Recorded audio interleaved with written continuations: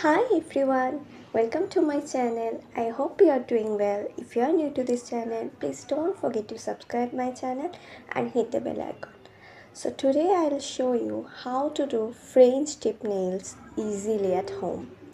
এখন ফ্রেঞ্চ টিপ নেলস তো খুবই ট্রেন্ডিং চলছে, আর আমি জানি তোমাদের মধ্যে যারা ন্যাচারাল মেকআপের ফ্যান বা ক্লিন গার্ল মেকআপ পছন্দ করো তারা তোমরা নিশ্চয়ই এই নেল আর্টটা ভীষণই পছন্দ করো।